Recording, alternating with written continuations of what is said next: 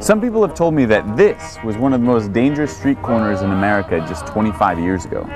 And they had little kids on bicycles, and the bicycles would roll up, get the drugs, and come up to the passenger window, drop it off, get the money.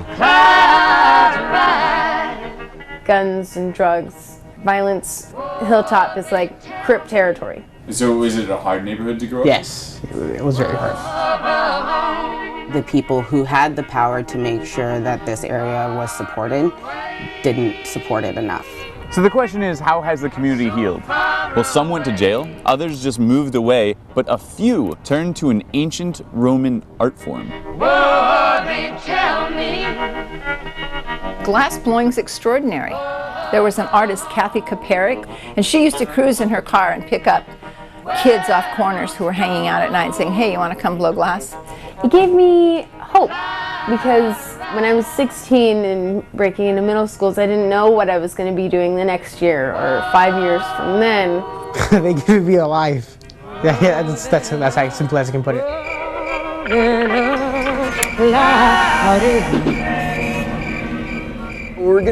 We're gonna roll down to 9th. My mom, back in 1984, opened a uniform store to supply uniforms to both of the major hospitals, which are on either side sort of Hilltop.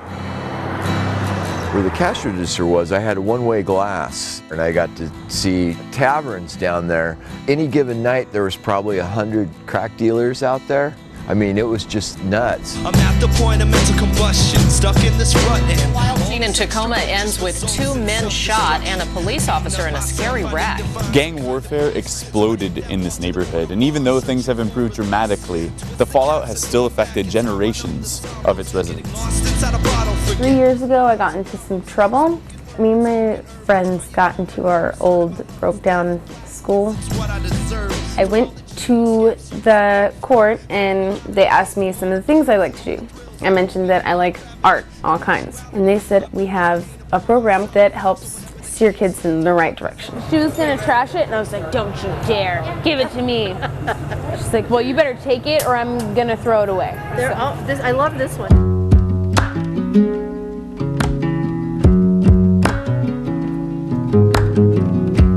Hilltop Artists is a nonprofit that is based in the school district. We have our two hot shops. Hot shops are places where you can have furnaces that have melted glass, and you gather glass, you blow it, and you make glass art.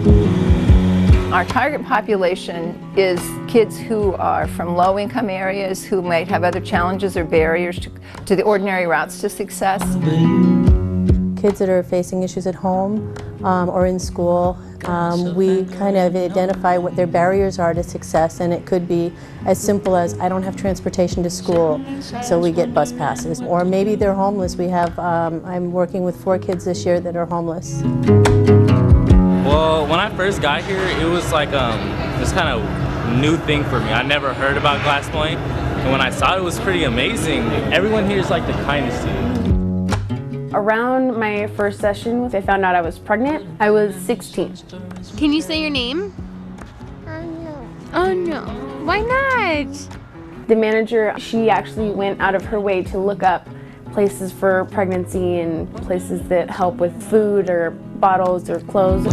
It's not just an arts program, it's way more. So as someone who runs a nonprofit arts initiative within the city of Tacoma, it's important for me to understand and always remember that what's happening has way more to do than just me and my work. It has to do with legacies, it has to do with history. Throughout the years, starting back the 1800s, the Hilltop was called the Nigger Tract. You will have almost set up this certain area for failure in a sense that you're not going to let them break out of this idea you have of them. I would say that gentrification and mass incarceration have far more to do with the changes in this community than anybody's art program. So we're on a field trip right now at the Museum of Glass, and right now we're getting a tour of one of the galleries. The show right now is Kids Design Glass 2.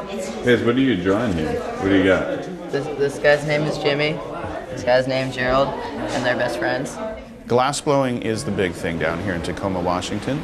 Tacoma is the birthplace of Dale Chihuly.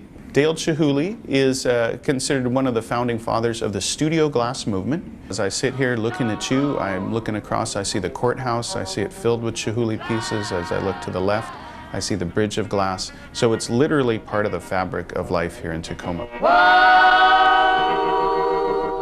Tacoma is flipping itself as far as its students go, as far as the youth go. Me and Quinn have been working since we both started, so we like to call ourselves the money team when we work together. The kind of thinking that's generated through being here is the kind of thinking that we need for our future.